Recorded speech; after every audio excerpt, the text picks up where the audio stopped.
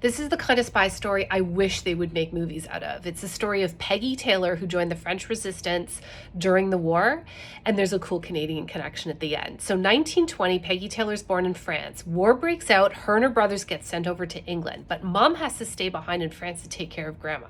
Subsequently gets arrested, and this motivates Peggy to join the war effort. She hooks up with the SOE, the Special Operations Executive in London, and gets trained to be parachuted into France, where she joins the resistance and spends the rest of the war in the resistance. The first crazy story about her, now her cover most of the time when she was in the resistance was as a prostitute. So obviously she's trying to learn what the Germans are doing, make some inroads with some Germans. In 1941, she gets this Nazi SS colonel to agree to go to dinner with her. And as he's getting out of his car in the afternoon to say, hey, are we still on for dinner? She shoots him. Direct quote from her: I took my gun out of my purse, bang, he fell down, I left. Crazy. So she stays in the resistance. She keeps working the resistance. 1944, she gets assigned to run a small intelligence unit, like a cell, in Normandy. Well, we all know what happens in Normandy in 1944. So this is early spring into spring, and she's bicycling up and down the Normandy coast to gather information about what the Germans are doing. Now, a great quote about her was that she said she never left home without her red lipstick, high heels, Chanel No. 5, and her revolver. That was her armor. That was her disguise. She put that lipstick on, put on a short skirt, got on her bike, and went. Now, this is not like a ride on a trail. This is not like, oh, it's just a nice day and there happened to be some military things happening. The Germans were pretty sure an invasion was going to come. This is highly contested enemy territory, and she is there just biking around trying to figure out what the Germans are doing. So before she was parachuted into France, when she was working with the SOE and they were preparing her to go in, she was trained by a woman named Christine Grenville, who became her handler. Now, Christine Grenville was either the first woman the SOE had parachuted into France early in the war, or one of the first. And this is the advice that Christine Grenville gave her. They will see your gender first. Use that. They will compete to impress you. Your job is to listen and remember. And that's what she did. Now we get into May, okay? We all know what happens in June. It's May. Her little intelligence cell gets this directive. This is it. Crunch time. We need 10 days of absolutely everything you can get. So Peggy goes out on that bicycle in her lipstick, and she goes up and down that coast. She goes through checkpoints, right? You got to remember, like I said, it's not just a day in the park. On her bike ride, she's going through 2, 3, 4, 5, who knows how many checkpoints. They change all the time. She pretends she can't speak German. She can, so she can pick up what they're saying. And each time she has to be innocuous. Because at any point, one of these German soldiers could have said, hey, it's really suspicious that this woman's just bicycling up and down the coast looking for work. She had to be what they wanted to see. She had to be harmless, attractive, flirty, whatever, so that they would never suspect the intelligence that she was gathering.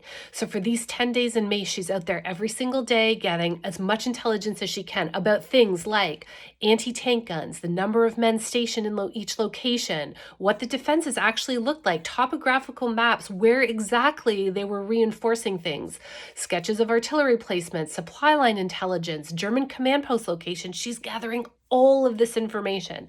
Every night she goes to a safe house where they broadcast. So in her cell, in her intelligence cell, there was a wireless operator named Michelle, and they would broadcast this information back to London.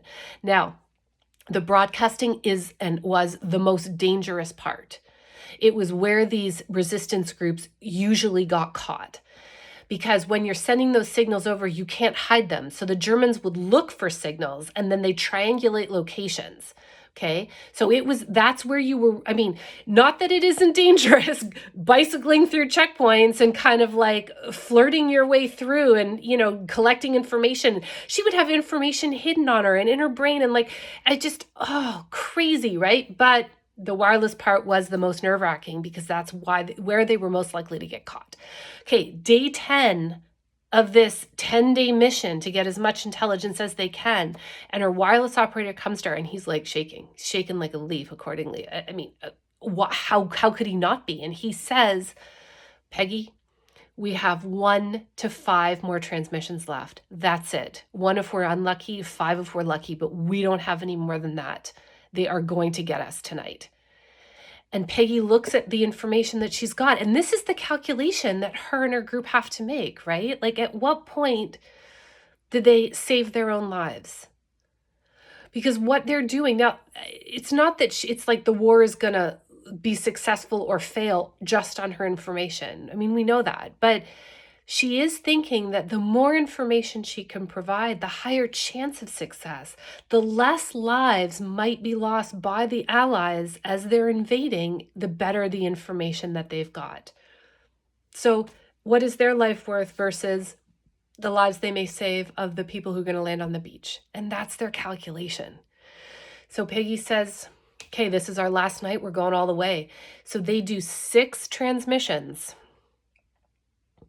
get all that information to London, and then they shut down, and they know the Germans have found them. So they hide out overnight, and because they kind of know when the Germans are likely to come. And then she tells Michelle, the wireless operator, to take off, and the other guy, Claude, to take off. And then she burns as the Germans are pulling up, she's burning a bunch of stuff and then runs off into the bush. Now she and this other guy, Claude, they make it to a safe house. Michelle doesn't. He's picked up by the Germans and interrogated, ends up in Auschwitz, and dies in January 1945. Peggy survives the war. And in 1955, she moves to Canada, moves to Ottawa, works as a stenographer for the federal government, and then ends up in Calgary, where she passes in 2006. And when I think about her story and just like the kind of conviction and courage you need to be maneuvering in those situations is very visceral, real, like your life is on the line at every single moment situations. I almost can't even comprehend it. If you know any more about this story, because it's not that easy to find information on her, I'd love to hear it. Otherwise, comments and questions as always. And I hope you're managing to have a wonderful day.